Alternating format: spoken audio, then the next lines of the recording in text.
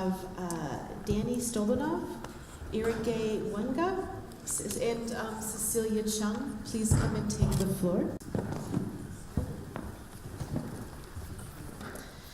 Mr. Irige Wenga. Irige is from Kenya and is the founder of the Psychiatric Disability Organization in his community, working with community members to provide community-based care. And he'll speak more about that. And Ms. over to you. Thank you very much for having me. Danny has articulated the issues and the challenges that young people living with HIV are facing in our countries. And I think they're not unique to Ukraine, they are across our countries, mostly especially in the low and middle income countries. Personally, I come from the mental health advocacy. I am a mental health advocate. I started PDO and I started a model that is very unique. I and other people with lived experience and psychotherapists came together and said, we are not going to wait until the government or international community provide these services to the people. So we are providing free treatment, and we also provide socio-economic empowerment and social support for people who are living with a mental health condition and people living with HIV.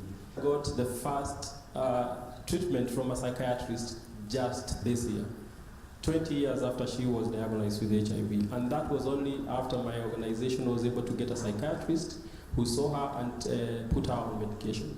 This is the first time in her life that she knows herself.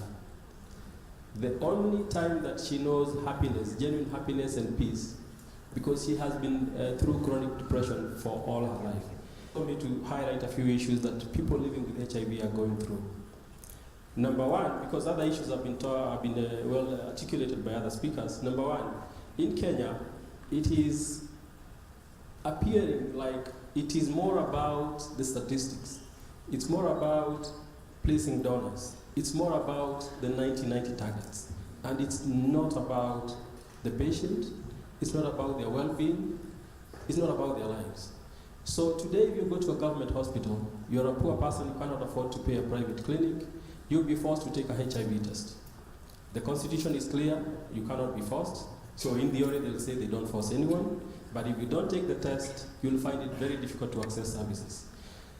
If I am, for example, going to see a dentist, and I have a very bad toothache, and I'm forced to take that test, I don't know what pre-test and post-test counseling will be done to me in that state. But unfortunately, this is what is happening.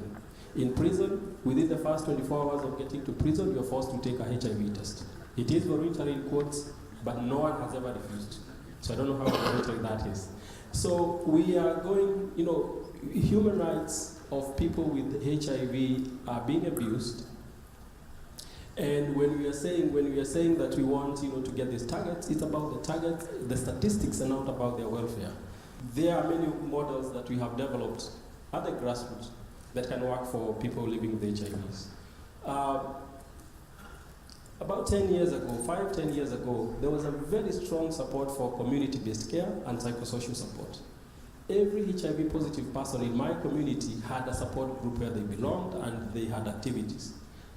All this money disappeared because everyone is saying we are doing very well with HIV.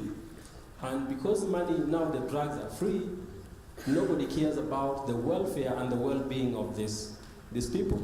So the social groups have died, the social support groups have died, there is no psychosocial support now, and therefore the people are on their own. They feel that it's all about the treatment and not about their welfare. It's not about them recovering and living a meaningful life. What I would like to say is that there are so many models at the grassroots that can help provide this community-based care and psychosocial support. If we take a good look, we have various models. We have the Friendship Bench, we have the PDO Pamoja initiative, we have Mfola and many other initiatives in Africa. If we could support these initiatives that are low cost, it would be very easy to provide these people with meaningful psychosocial support, and they'll start feeling like they are part of the war on this virus. And lastly, my